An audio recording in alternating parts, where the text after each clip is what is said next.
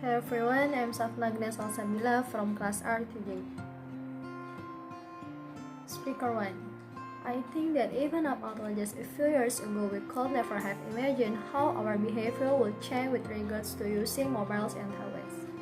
I know that I would find it incredibly difficult to live without my mobile. I'm constantly looking at my phone to see if I've got any new message, updates, and checking my apps to see what's new. I wouldn't say that I post my life online, not like some people I know. But I do like to keep up with what people are up to, friends, family, and even other people I know but maybe haven't seen for years. Like old school friends and check out photos of what they look like now. Speaker 2. In a way, I think it's quite funny that we're always worrying about teenagers and young people becoming obsessed with online communication. But if you ask me, we need to worry just as much about adults. At the office where I work, even when we have a break, nobody talks to each other unless they absolutely have to, which is sorry state of affairs to say the least. Everyone's too busy checking their social networks and sending messages to have time to communicate face to face. People spend their lunchtime glued to their screens or barely clench up from their phones. Even during meetings, people can't resist subtly checking their phone. And what really irritates me is when you are trying to talk to someone and they are more interested in looking at their phone than paying attention to what you're saying. If on talk you're right in front of them, pubbing, I think it's called. Speaker 3. I was listening to this discussion on the radio the other day talking about online communication, and they were talking about FOMO, or what was it, fear of missing out, which apparently is a kind of modern day psychological syndrome which were affected because of our obsession with online communication. Basically, they were saying that the reason why people feel that they have to be connected 24/7 and communicate everything they're doing and keep up with everything that other people we know are doing is down to this fear of missing out.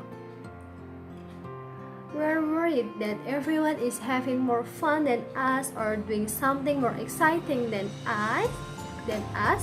They also said that because we're spending more time communicating in the online world, we're losing the ability to enjoy the present. Figure 4. My generation is so different to my parents. I mean, they're always telling me they did grow up in a world without mobiles and social networking, and they managed fine. Hard to imagine how they arranged to meet their friends without a phone, but they say they did. I held so many arguments with them while I was growing up, until they let me have my first smartphone. But they didn't let me have Snapchat or Instagram or anything like that. It's not the end of the world, they said. They just didn't understand that's the way people my age communicate with each other. Nobody actually talks on the phone anymore. They have no idea how much I missed out on at school being the only one who didn't have Snapchat. Also at school we had lots of talks and stuff on how to stay safe online, and most of us knew that anything you post online was going to be there forever. Speaker 5.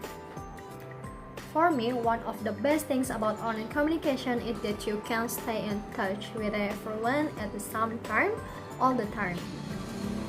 You know exactly what's going on, when and where, so you never miss out on anything. I love the fact that you can update all your friends on what's going on in your life, and they can respond immediately with a like or a comment. So you feel like you're together with people even though you may be completely alone sitting on a bus or at home. I share lots of photos, but I only post up my best edited shots.